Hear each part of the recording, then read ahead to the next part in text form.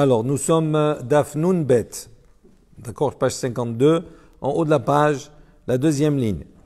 Vesavre Bet Shammai di Birkat Hayom Adifa. Donc, est-ce que vraiment Bet Shammai pense que la bracha du jour est préférable? Donc, on a vu dans la Mishnah qu'il y a une discussion Bet Shammai et Bet Hillel. Selon Bet Shammai, on émevarer d'abord le Yom, c'est-à-dire comme par exemple Shabbat, Mekadesh à Shabbat, et après Birkat Hayyayin, après la bracha sur le vin, pour préparer à Geffen. Et Bet Hillel, il dit le contraire. D'abord on fait Birkat Hayyayin, et après on fait la bracha du jour. Il dit, est-ce que vraiment Bet Shammai pense que la bracha du jour elle est préférable avant le Yayin? Ve'atanya, voici qu'il y a une baraita qui dit, Anichnas lebeto bemontsae Shabbat. Donc celui qui rentrait à la maison Motsae Shabbat à la sortie du Shabbat. Mais varech ala yayin, d'accord, il fera la bracha sur le vin. Ve'al ha'maor, et après sur la lumière, sur la bougie. Ve'al ha'besamim, et après sur les parfums. Ve'acharkar omer havdala. Et après tout cela, il dira la havdala. Donc on voit ici que quoi? Qu'on a d'abord yayin, et après la havdala. Donc on rappelle d'abord la bracha du jour, et après la bracha, et après la bracha du yayin d'abord, et après le jour. Donc l'inverse de ce qu'il a dit. Ve'imenlo, et la cause, donc la baraita continue ici, maintenant il n'a pas de cause, il n'a qu'un seul cause, qu'un seul verre de vin. Manichol et Haramazon, il garde ce verre de vin là pour après le Birkat Hamazon, après le repas, de manière à pouvoir faire à la fois le yayin sur le Birkat Hamazon et à la fois s'acquitter de l'avdala du yayin pour le Motsaï Shabbat. Ou Michel Shilan, Kulan le Harav. Et après, donc il fera tout, il va enchaîner sur tout ce qu'on a dit précédemment. D'accord? Donc le yayin, il le met à la fin pour Birkat Hamazon. Donc et après, il enchaîne Maor, la Besamim et après la Havdala. Ok? Donc le yayin, il fera double emploi. Hein? Non, donc il y a une question sur Bet Shammai qui lui dit d'abord on fait la bracha sur le jour et après on le ferait la bracha sur le yayin. Et là on voit l'inverse. Voilà. Donc c'est une sheila, c'est une question. Veha mimai de Bet Shammai hi, dit-moi Bet Hillel, il pose la question d'abord, dit en quoi on voit que c'est Bet Shammai? Peut-être que c'est l'opinion de Bet Hillel ici dans cette baraita, il n'y a pas marqué Bet Shammai. Il dit lo salka de atar, il dit tu peux pas penser comme ça. De katane maor, ve'acharkar katane, ve'acharkar besamim. Pourquoi tu peux pas penser que c'est l'opinion de Bet Hillel? Parce que ici on a enseigné d'abord il fait la bracha sur maor, sur la bougie, et après il fait la bracha sur les besamim, sur le parfum. Uman shamat le dehit le haizvara. D'où Bet Shammai, d'où on sait que c'est l'opinion de Bet Shammai que de dire d'abord on fait la bracha sur la bougie et après on fait la bracha sur les besamim, sur les senteurs. Détania, il y a une baraita qui dit Amar Rabbi Yehuda, donc selon l'opinion de Rabbi Yehuda, Lo nechleku Bet Shammai ou Bet Hillel al Amazon shebatechila ve'al havdala shehibasof. Donc selon l'opinion de Rabbi Yehuda, la marloquette entre Bet Shammai et Bet Hillel ne se situe pas au niveau du mazon, c'est-à-dire au niveau du Birkat Hamazon, Sheba Tehila. Donc d'abord il fait Mazon, donc ça il n'y a pas de discussion entre les deux. D'abord on commence par le Birkat Hamazon, et après à la fin la Havdala, selon l'opinion de Rabbi Yehuda. Pas notre Mishnah, selon l'opinion de Rabbi Yehuda. Donc il dit il n'y a pas de marloquette entre Bet Shammai et Bet Hillel, on commence par le Mazol et on finit par la Havdala.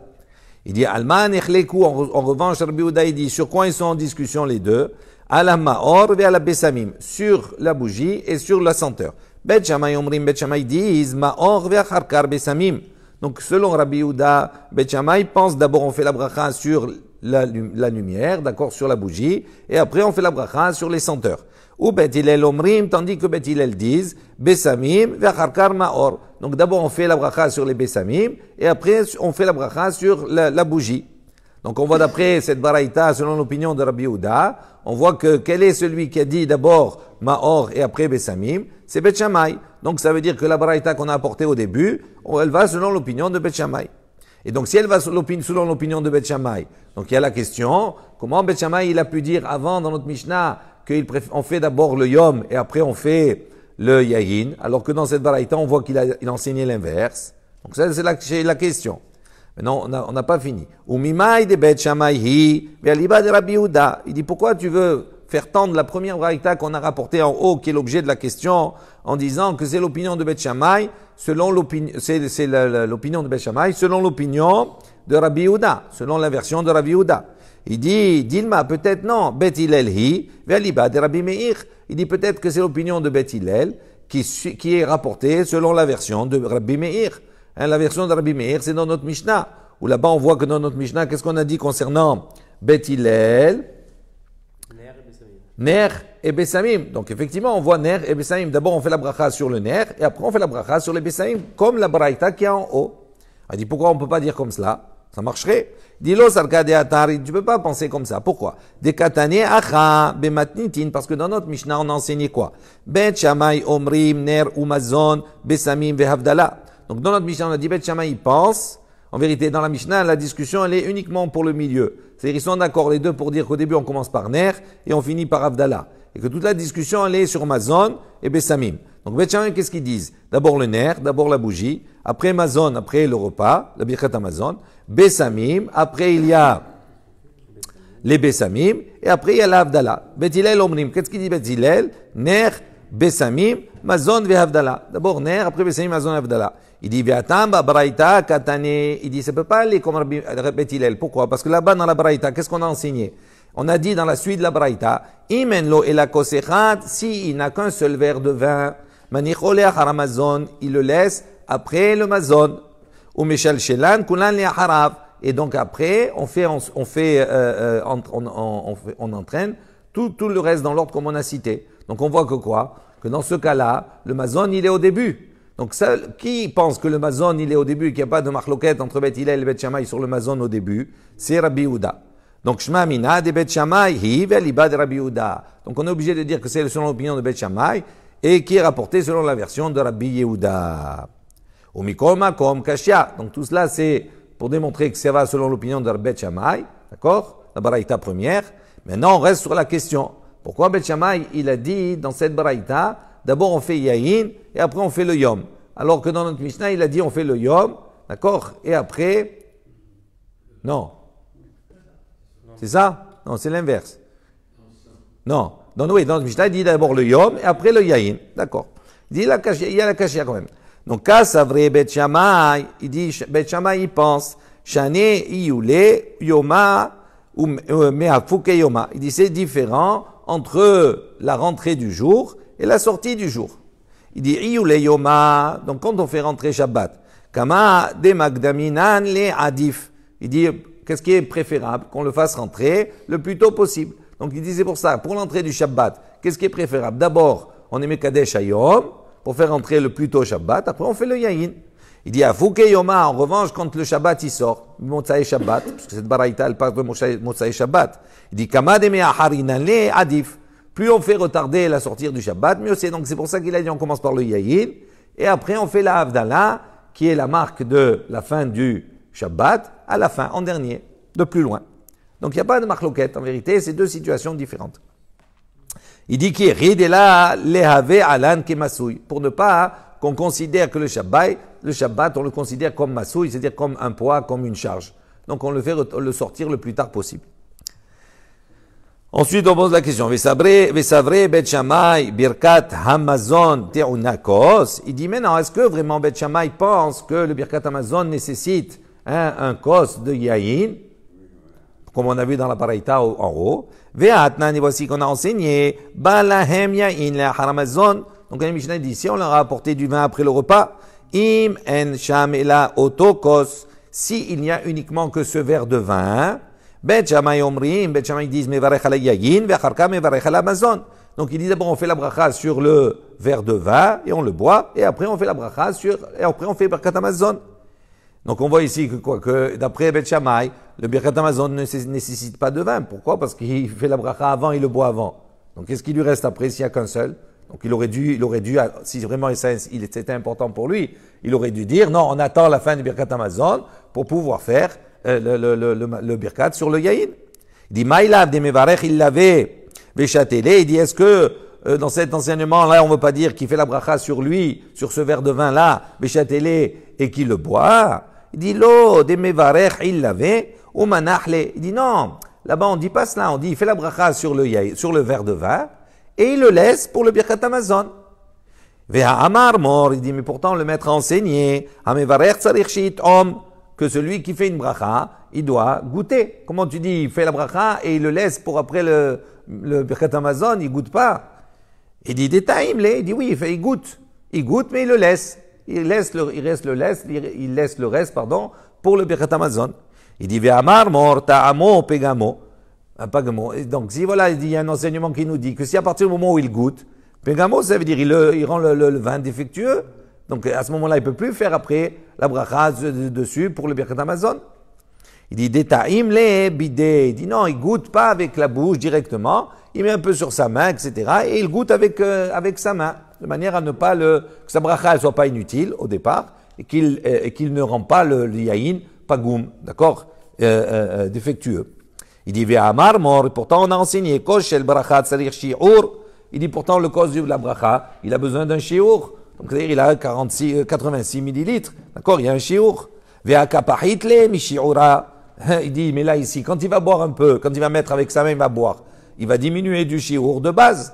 D'accord? Donc, il aura moins que la mesure normale pour pouvoir faire le kidouche dessus. Il dit, denafish let fe mi shi'ura. Il dit, on parle dans un cas où il y a plus que la mesure. Donc, au lieu d'avoir 86 centilitres, il a 100 millilitres, il a 100 millilitres. Il dit, ve'aim imen sham ela otokos katane. Il dit, mais pourtant, on a enseigné dans la Baraïta qu'il a uniquement que ce verre-là. Ça veut dire, il a mamash la mesure juste pour s'acquitter du yaïn. Il dit très lo avait. Il dit non, là-bas, il n'y a pas marqué qu'il n'a pas deux verres. Il n'y a pas marqué, il y a écrit qu'il n'a pas deux verres. Aval, mehad, nafish. Mais ça ne veut pas dire que pour autant, il n'a pas un verre, un peu plus. Il a plus que la mesure. Donc, c'est pas une question. Il dit, ve'atane, Rabbi Hiya. Et il dit, voici que Rabbi Hiya, il a enseigné. Bet Shammai omrim, mevarech ala yayin, ve'shoteu, ve'acharkar, mevarech birkat Hamazon. Il dit voilà, non, pourtant Rabbi Hiya il a apporté un enseignement où là c'est explicite. Bet Shammai, qu'est-ce qu'ils disent? Mais il fait la bracha sur le vin, et il le boit.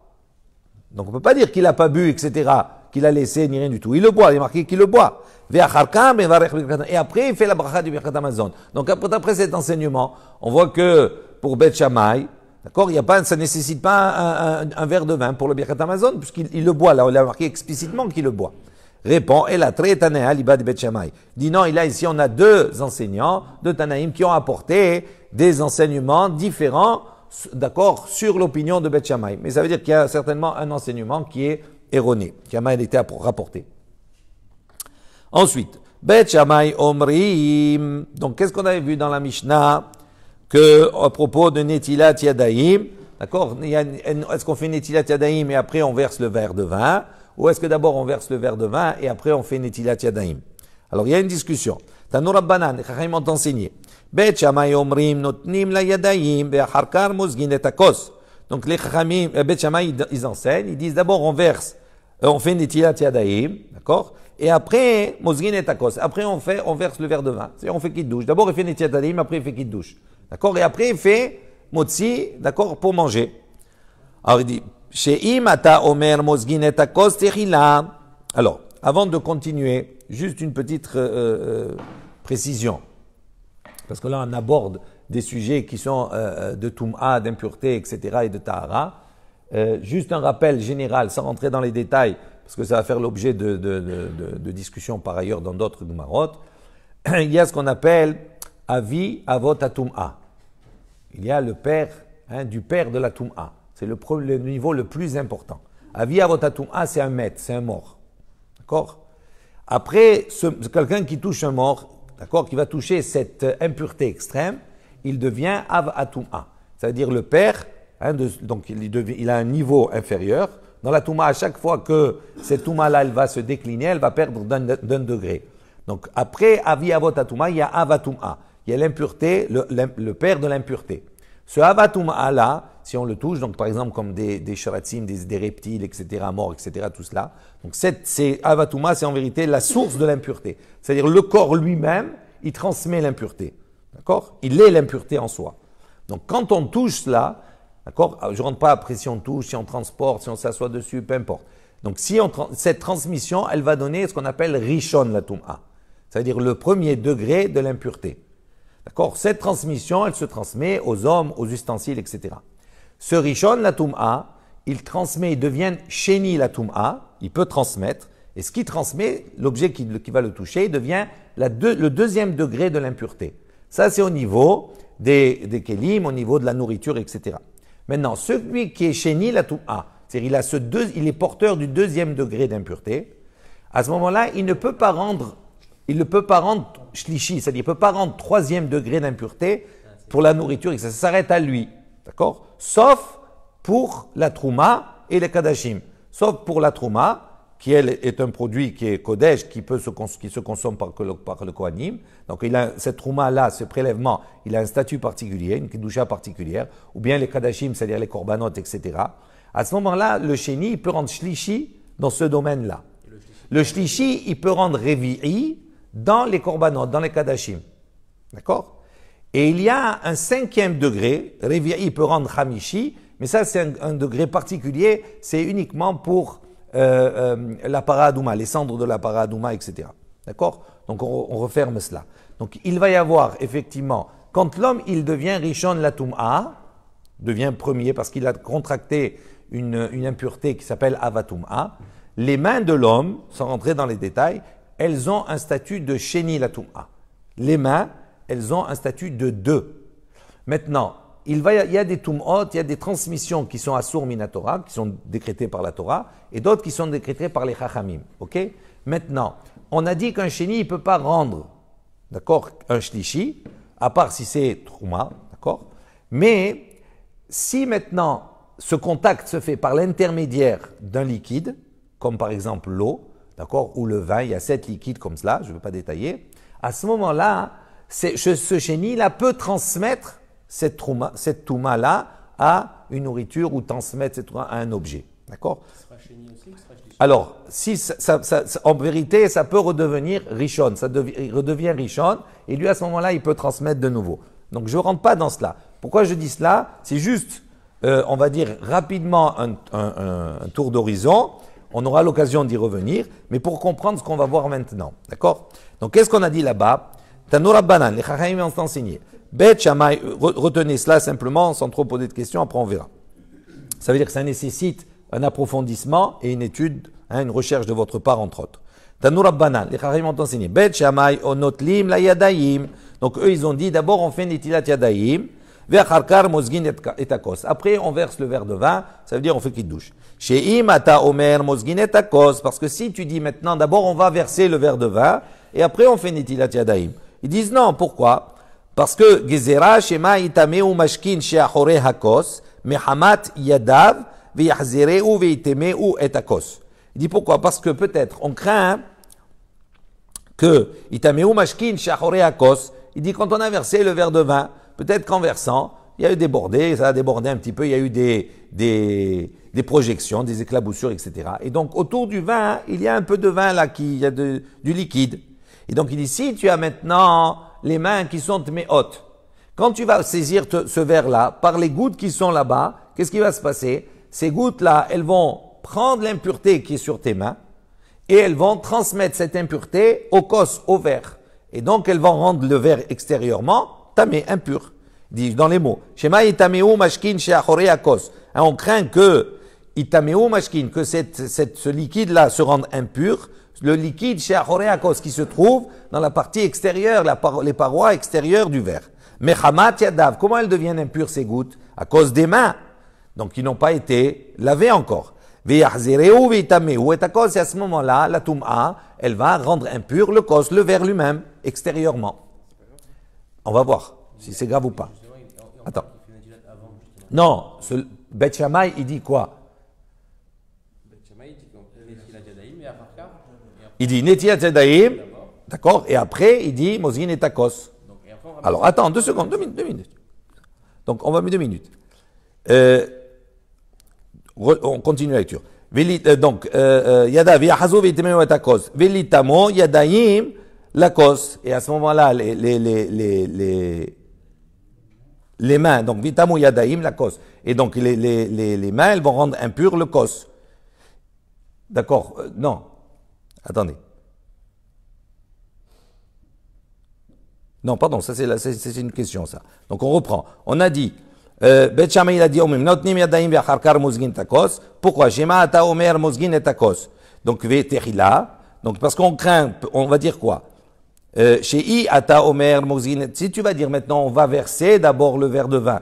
Donc si on verse le vin de vin, il va y avoir des projections. Donc qu'est-ce qu'il dit lui? D'abord on fait netilat yadayim pour pas qu'il y ait de projections. Après tu verses le verre de vin. Pour comme ça, la toum'a qu'il y a sur tes mains, elle ne peut pas reprendre elle peut pas rentamer le verre, d'accord? Alors la Gemara elle pose une question. Velitamu yadaim la kos. Il dit pourquoi on a besoin de dire que les gouttes, etc., elles vont rentamer le kos? Il dit quand il va saisir le verre avec ses mains, ben ses mains elles vont rentamer directement le verre. Il dit non, yadaim shniyot hen. Les mains ont un statut de yadaim, de shnaim, de shne la toum'a, de sheni la toum'a.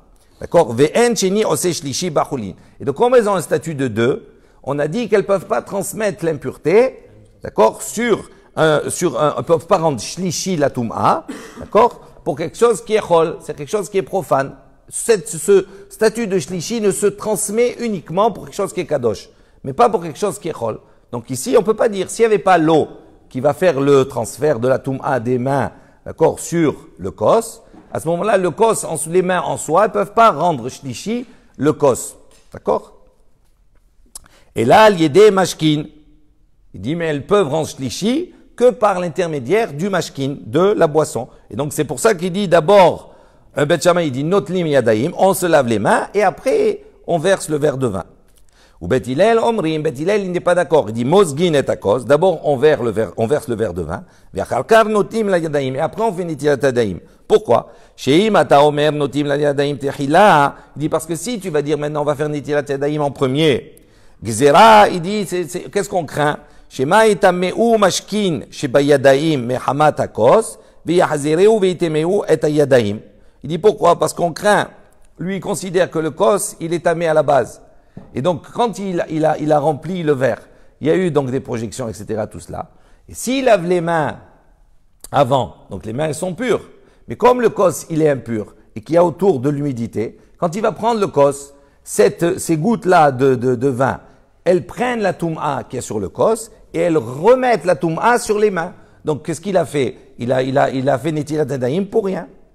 Donc, c'est pour ça qu'il dit d'abord, d'accord, on remplit le vin et après, on fait netilat yadayim. Je relis, d'accord, repréciser, hein. Ou Bet Hillel omrim, mozgin et akos. D'abord, on verse le vin. Ve'achar kar notnim la yadaim.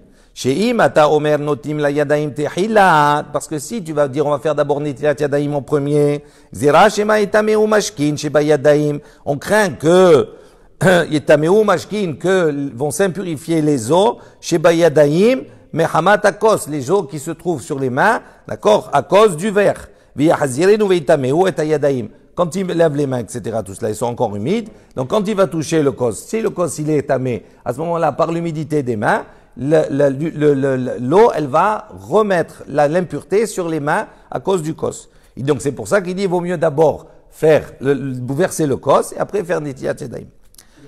Venit me kos la yadayim. Il dit, alors pourquoi le kos directement, il rend pas impur les mains, même si elles sont sèches? Puisque le kos, il peut rendre, si le kos il est impur, si le verre il est impur, il transmet l'impureté directement aux mains. Il dit non, un kelim etame adam. Un ustensile, il peut pas rendre impur un homme.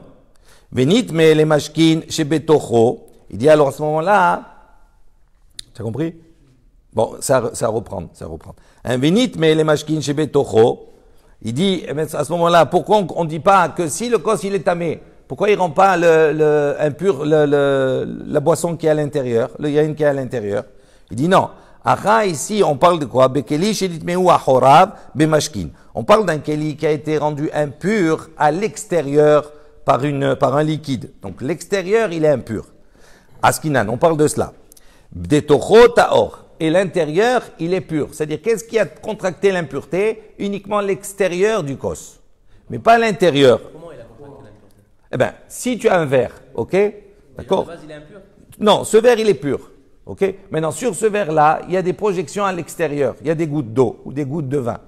Si maintenant, moi, j'ai mes mains qui sont impures, si je touche le verre, à ce moment-là, mon impureté à moi, elle passe par l'intermédiaire du liquide sur le verre.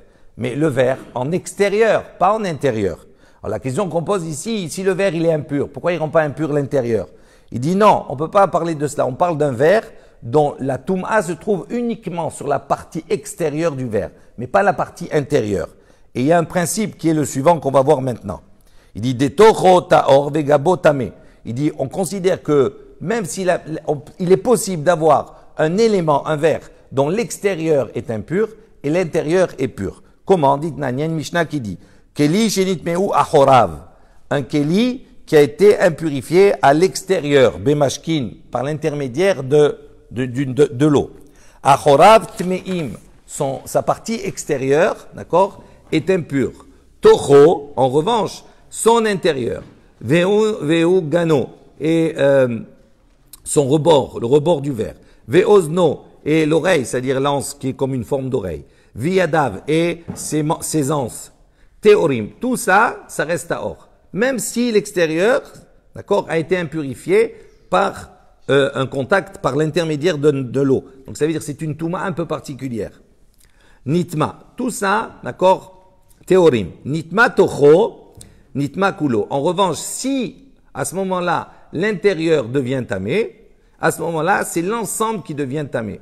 Parce que pour un keli, on va voir que normalement, la toum'a, pour impurifier l'ensemble du keli, doit venir de l'intérieur. D'accord? On aura l'occasion de revoir cela. Bemaï kamiflege dit maintenant, quelle est la discussion en vérité entre Bet Shammai et Bet Hillel? Bet Shammai savar, asur leishtamesh bichli, shenitmehu ahora bemashkin. Donc en vérité, Bet Shammai, il pense qu'on n'a pas le droit d'utiliser un ustensile qui a été impurifié à l'extérieur. Xera, pourquoi? Mishum nitzutzot. À cause des nitzutzot, c'est-à-dire des projections. Donc il dit, si on utilise un keli qui est impur à l'extérieur, quand on va verser le vin dedans, à ce moment-là, les nitzutzot à l'extérieur qui vont partir, elles vont toucher l'extérieur du verre. Donc elles vont devenir impures, elles vont être maintenant le facteur, l'élément qui va permettre aux mains de s'impurifier. D'accord? Donc c'est pour ça qu'il dit, d'abord, on fait nitiyat yadayim, et après, on verse le vin. D'accord? Il dit, Veleka le migzav shema yitameu amashkin shebeyadaim bakos. Il dit, et c'est pour cela qu'il peut pas, on ne craint pas, yitameu amashkin, que shebeyadaim bakos. On ne craint pas que les eaux qui sont sur les mains au moment où on fait nitiyat yadayim s'impurifient. Pourquoi pour Bet Shammai on craint pas ça? Parce que Bet Shammai exige qu'on ait un kos qui soit à l'extérieur tahor. Donc s'il exige que le kos à l'extérieur il est tahor, quand on fait nitiyat yadayim pour Bet Shammai, même si les mains sont mouillées, ça risque rien, parce que même s'il va toucher l'extérieur, c'est tahor. Donc il va pas, l'impureté, elle va pas revenir de nouveau sur les mains. En revanche, si, on va voir pour Bet Hillel, tandis que Bet Hillel, ça vrai, eux ils pensent, mutar leishtamesh bichli shenitmeu achorav. Leur discussion, est-ce qu'on peut utiliser un keli qui est extérieurement pur ou impur? Impur. Pour Bet Hillel, on peut l'utiliser. Si un keli qui est impur à l'extérieur, on peut l'utiliser pour faire le kiddush avec. Il dit à ce moment-là, Amre nitzutzot lo shchiche. Lui, pour Bet Hillel, les projections, c'est pas quelque chose qui se trouve. C'est rare. C'est pas, ça ne se projette pas comme ça. Quand tu sers à l'intérieur. Tu as peu de chance ou très peu de retrouver à l'extérieur des ça. Donc, il n'a pas la crainte des nitzutzot. En revanche, il dit, ve'ika le michash, shema itameu mashkin shebeyadaim mechamat akos. En revanche, il dit, si maintenant on fait nitiyat yadayim avant, les mains, elles sont mouillées, quand je vais prendre le kos, comme le kos, il est impur, parce que lui, il le permet. Donc à ce moment-là, l'eau qu'il y a sur ses mains, elle va rentrer en contact, elle va faire passer la toum'a qu'il y a sur le kos sur ses mains. Donc c'est pour ça que Bet Hillel il dit, à ce moment-là, on remplit le verre de vin en premier, et après, on prend, on lave les mains. C'est plutôt lui qui est impur. Hein? C'est plutôt dans le cas où c'est lui qui est impur. Il n'a pas fait nitiyat yadayim encore. Il prend son verre de vin, il n'est pas pur, lui. Le verre de vin, lui, il est pur. Mais c'est pas grave qu'il soit impur à l'extérieur. Pour lui, c'est pas grave pour Bet Hillel. Non, mais pour être... Mais non, mais c'est pas le vin, c'est pas le problème du vin, c'est le problème du keli. Oui, ça veut dire que Bet Hillel, même si les mains sont impures, même s'il y a des particules à l'extérieur, d'accord?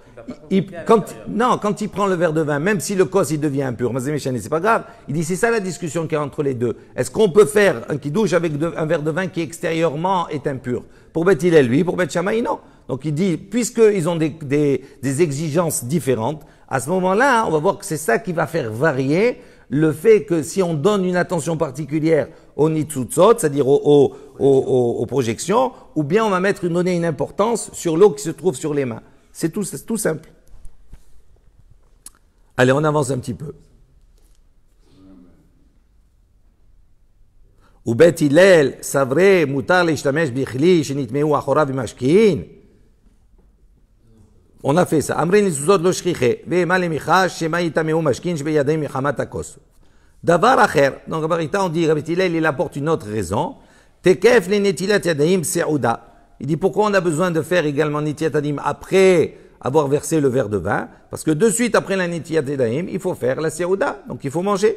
Il dit maï davar acher, il dit pourquoi on a besoin d'apporter une autre raison à Bet Hillel, la première ne suffit pas. Il dit achi kamar lehu Bet Hillel et Bet Shammai. Il dit voici ce que dit Bet Hillel à Bet Shammai. Les ditrou pour vous Bet Shammai de amritu dont vous avez dit asur leishtamesh bichli sheachorav sheachorav temein. Donc il dit vous un Bet Shammai dont vous avez dit qu'il était interdit d'utiliser un keli, un ustensile dont les parois extérieures sont impures. Des gazrinan mishum nitutsot, parce que vous avez fait un xéra par rapport aux projections. Il dit afilu achi malgré cela, ha adifa. Reconnaissez que c'est quand même préférable toujours de faire netilat yadayim après avoir versé le verre de vin. Pourquoi? Des tekef netilat yadayim seuda. Parce que juste après la netilat yadayim, on a besoin de faire la seuda. Bet Shammai omri mekaneach. On repasse maintenant à notre sujet. On a dit Bet Shammai, il dit d'abord on est mekaneach, on s'essuie les mains.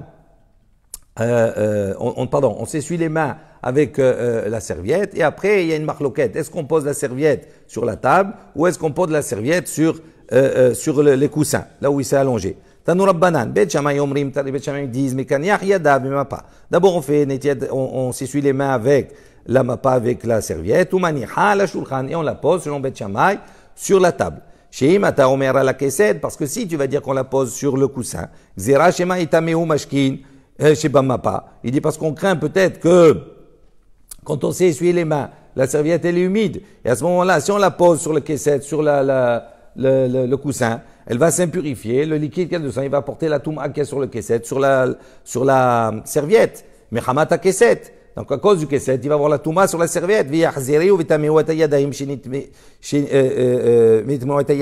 ce moment-là, lorsqu'il va prendre cette serviette de nouveau pour s'essuyer au moment du repas, il va de nouveau impurifier ses mains.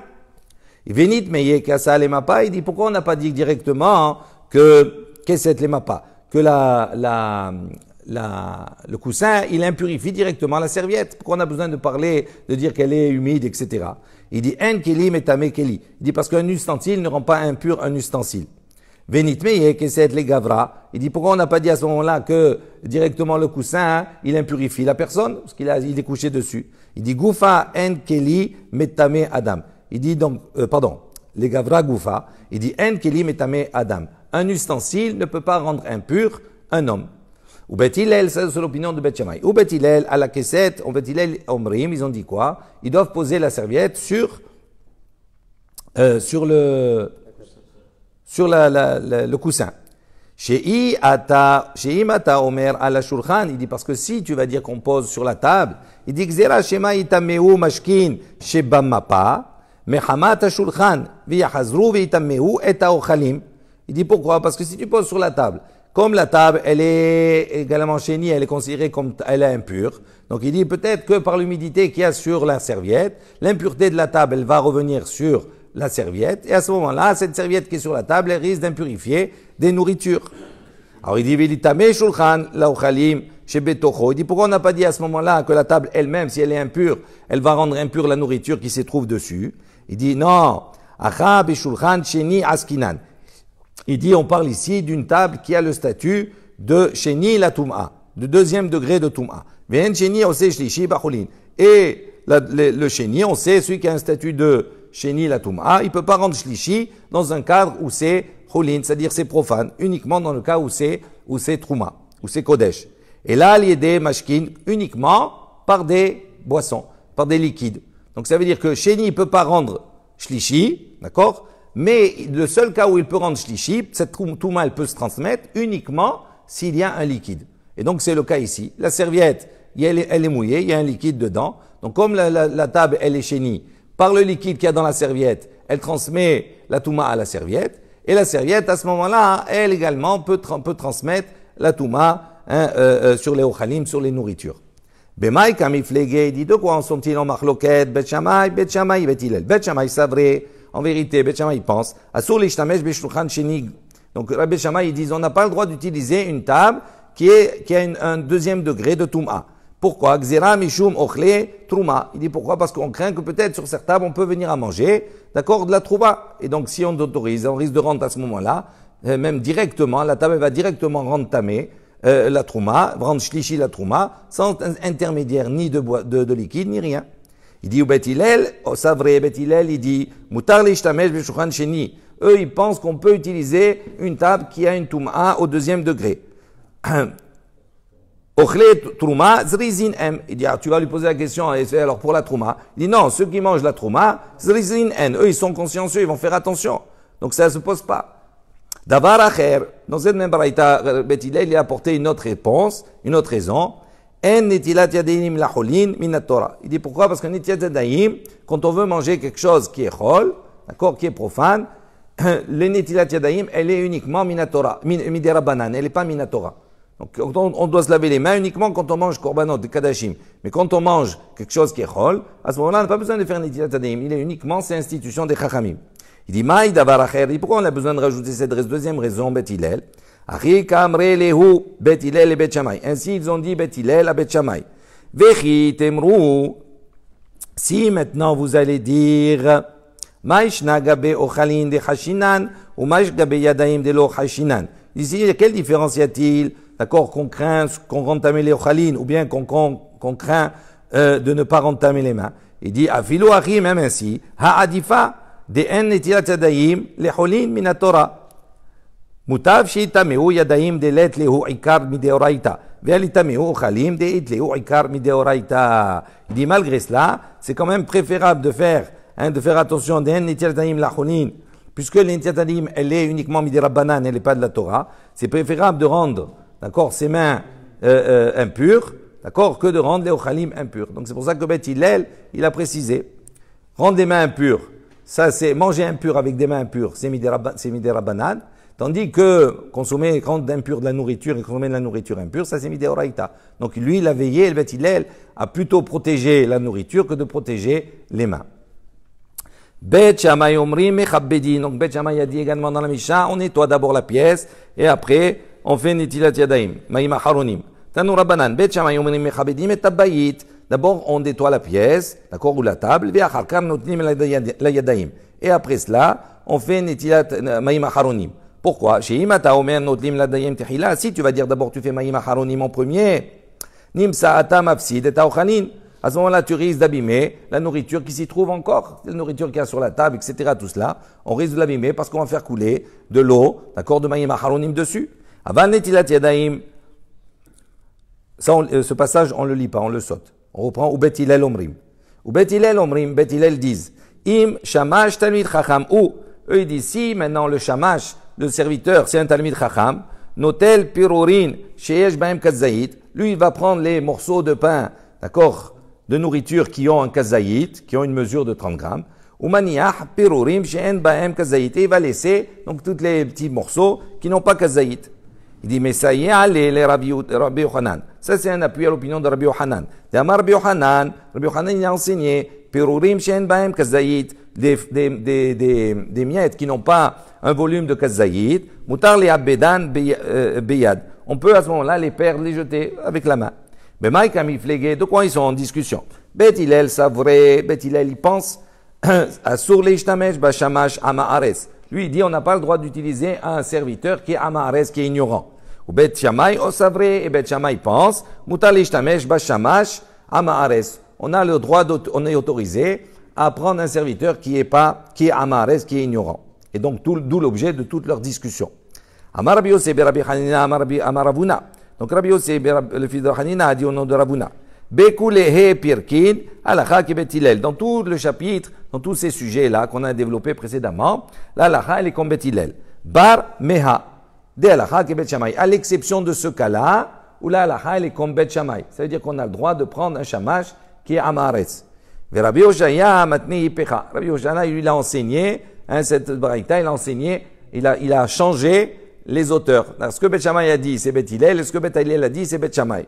Ou Béa, et donc s'il dit comme cela, Name Alacha ke Bet Hillel. À ce moment-là, la Alacha, dans ce cas-là aussi, elle est comme Bet Hillel. On continue. Bet Shammai Omrim Ner ou Mazon. Vechoule. Rav Una Bar Yehuda.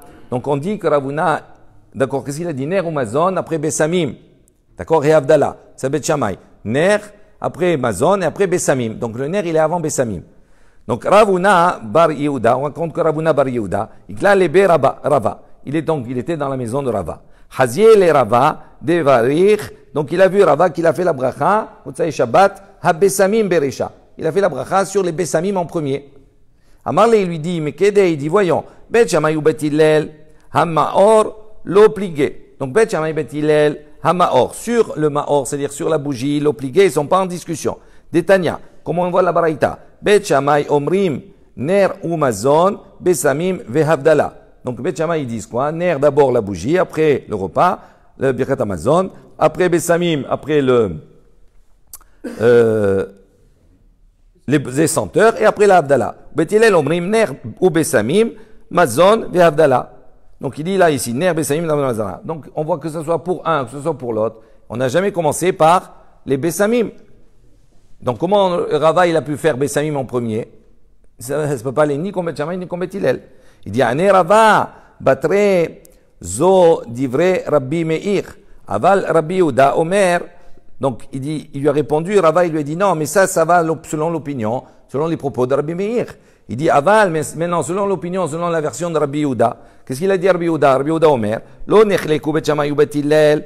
Donc la discussion entre Bet Shammai et Bet Hillel ne se situe pas à l'Amazon, sur le Mazon, chez Uba Tehila, qui est au début, vers l'Avdallah, chez Ibasof, et sur l'Avdallah qui est à la fin. Alman Yechlikou, sur quoi en sont-ils en discussion?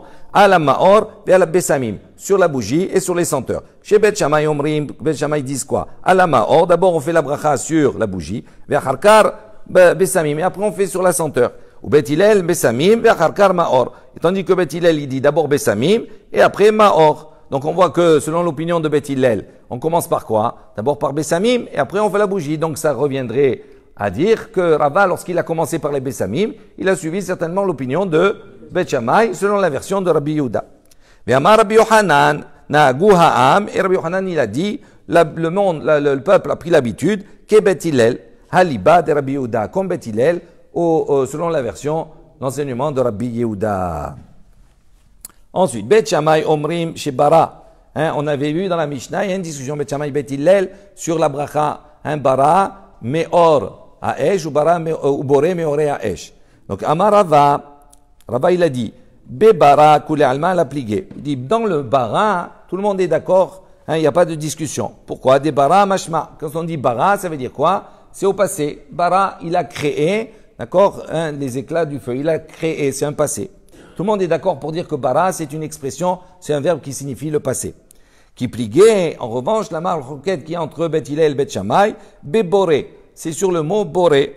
Boré, normalement, c'est un présent. Il dit Bet Shammai savre, boré de atid. Il dit Bet Shammai, il pense que quand on dit boré, c'est l'expression également d'un futur. C'est pour un futur. Les mivra, de atid, les mivra. Ça représente ce qui crée, continue à créer dans le futur. Ou Bet Hillel savre, tandis que Bet Hillel disent boré, nami de bara mashma. Lui, pour boré, ça a également un sens de passé. Mais Tiv, Rav Yosef, il objecte, il dit voilà, Yotzer or ou boré chosher, donc qui a formé la lumière et qui a créé l'obscurité. Yotzer harim, donc qui a façonné les montagnes, les monts, ou boré ruach, qui crée le vent. Boré hashamaim venotehen, qui a créé donc les cieux, Benotehem et tout ce qui se déploie et tout ce qui va avec. Donc on voit ici que dans les trois exemples qu'il a donnés, ici c'est quelque chose qui rappelle la création du monde. Donc ça veut dire que c'est quelque chose qui est de l'ordre du passé. Donc Boré, on voit que c'est quelque chose qui exprime également, qui exprime le passé, pas le futur. Et là Amar Rav Yosef, il dit non. Bebara ou Boré, Koulé Alma l'a plié. Dans Bara et dans Boré, tout le monde est d'accord. Tout le monde est d'accord pour dire des bara mashma, que tous les deux mots ont un sens de passé.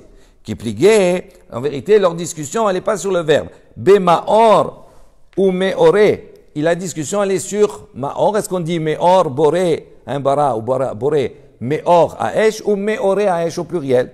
Radde Bet Shammai, c'est vrai, Bet Shammai, il pense, hada neora ika benora. Il pense qu'il y a une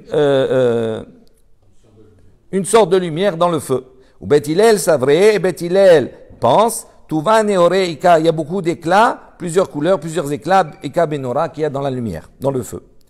Tadan Yamiachi, il y a une baraïta qui va dans le même sens. Amrou la em Bet Shammai, Bet Hillel et Bet Shammai. Donc Bet Hillel a dit à Bet Shammai, harbe meorot yesh baor, il y a beaucoup de lumière, beaucoup d'éclats dans le feu. Ok. En mevarchin vechule. Bishlama ner mishum de la Shabbat. Donc on a fait à la suite de la Mishnah, on a dit on ne fait pas la bracha, d'accord, avec un ner ou besamim qui appartient à Akoum. D'accord? Alors maintenant, on va discuter sur le Bishlama ner. On comprend qu'on ne peut pas faire la bracha du ner sur un ner qui appartient à un koum, d'accord, un non-juif. Mishum de lo Shabbat. Parce que ce ner-là, il ne s'est pas reposé. C'est-à-dire, ils ont fait un travail avec. Il dit, il a Bessamim, mais pour Bessamim, pour les senteurs. Maïta Amalo, pourquoi on ne pourrait pas faire la bracha sur les Bessamim qui ont appartient à un non-juif? Amar Rav Yehuda, il dit Amar Rav au nom de Rav. Acha bim sivat ovre do kochavim askinan. Ici, on parle dans un cas d'une fête des ovde kochavim. Mipne shestam mesivat ovde kochavim la avodazara. Il dit parce que quand on parle de mesiba, c'est-à-dire de réjouissance, de fête des ovde kochavim, on parle, ça veut dire qu'ils ont utilisé ça pour la avodazara. Donc le ner est comme les besaïm. Si ça a été utilisé pour la avodazara, à ce moment-là, on n'a pas le droit d'en tirer profit. Donc on comprend. Veha hi. Mais dans la fin de la Mishnah, qu'est-ce qu'on enseigne? En mevarchin, lo ala ner velo ala besaim shel avodazara. Michlal dereshalav avodazara askinan. Il dit, si la fin, on nous dit, on n'a pas le droit de faire la bracha sur le ner et sur les besamim de la avodazara. Donc ça veut dire qu'au début, on ne parlait pas de avodazara. On ne parlait pas de ce cas-là. Il ne peut pas avoir répétition dans la Mishnah.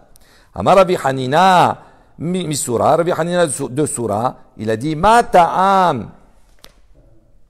Ka'amar, il dit non, là-bas dans la suite de la Mishnah, en vérité, la suite, la fin, qu'on appelle la Sefa, elle vient donner la raison pourquoi on n'a pas le droit d'utiliser le ner et les bessamim, on ne peut pas faire la bracha sur le ner et les bessamim d'un akoum. Il dit pourquoi? Parce que justement, ils ont été utilisés pour la avodazara. Il dit, Matam, lo ala ner ve ala bessamim shel akoum, ce que je viens de dire. Pour quelle raison on ne fait pas la bracha sur le ner et sur les bessamim du akoum? Il dit, Mibne, shesta, mesivat ovde kochavim la avodazara. Il dit, parce qu'une fête des akoum, c'est dirigé vers la avodazara. Et donc, on n'a pas le droit de tirer profit de cela. Tanura banan, or chez Shabbat, mevarchin alav. Donc, les chachamim ont enseigné. Or, une lumière chez Shabbat, d'accord, qui s'est reposée, mevarchin alav. On peut faire la bracha sur elle. C'est-à-dire qu'on n'a pas utilisé, par exemple, pendant Shabbat. Veshelo Shabbat en mevarchin alav. Mais si elle ne s'est pas reposée, c'est-à-dire on l'a utilisée, elle a servi, donc à ce moment-là, on n'a pas le droit de faire une bracha sur cette lumière-là, sur ce feu. Umaï lo Shabbat, il dit, qu'est-ce que ça veut dire lo Shabbat qu'elle n'a pas été utilisée? Inema lo Shabbat mehamat melacha. Si tu vas dire qu'elle n'a pas été utilisée pour faire un travail, par exemple Shabbat, un travail interdit, il dit afilu melacha de etera. Donc ça veut dire quoi? Que même si elle a fait un travail qui est permis, donc si on l'a utilisé pour quelque chose, pour un travail, même s'il était permis, donc ça devrait être interdit, on ne peut pas l'utiliser, Motsai Shabbat, pour faire une bracha sur cela. Il dit Ve'atania, pourtant on a une baraïta qui nous enseigne, or shel haya, donc le feu qui a été utilisé pour une femme qui a accouché, Veshel hola, ou bien pour une personne qui est malade, ou un homme ou une femme, peu importe. Mais varchin alav, on peut faire la bracha sur cela. Donc pourtant on doit l'utiliser pour un travail, mais ce travail il était permis. Il dit Amar Rav Nachman bar Yitzchak, il dit Maï Shabbat, qu'est-ce que ça veut dire Shabbat, qui s'est reposé? Chez Shabbat, Mehamat, Melechet Avera. Il dit qu'elle s'est reposée d'un travail qui était une Melechet Avera, d'un travail qui était interdit. Tanan Amiachi, une baraïta qui va dans le même sens. Hasheshit, une lanterne, Rachid dit lanterna, une lanterne, Shaita Doleket Veolechet Kolayom, qui a été allumée avant Shabbat et qui restait allumée durant toute la journée, Kulo. Les Motsai Shabbat, mais Varchin Alea. Quand arrive Motsai Shabbat, on peut faire la bracha sur elle. Donc on voit que quand c'est quelque chose qui est utilisé, mais qui est utilisé dans un cadre autorisé, c'est moutar. Mais si c'est utilisé pour faire avec ça un travail interdit, une avera, à ce moment-là, c'est asou. Baruch Adonai Leolam. Amen ve amen. Rabbi Hadamen Akasher Omer Asa Kadosh Baruch Hu Lezakot Israel Fichar Yerba Raim Torah Mitzvot. Shinei Mar Adonai Chatez Ma'an Tzidko Yagdil Torah ve Yadir.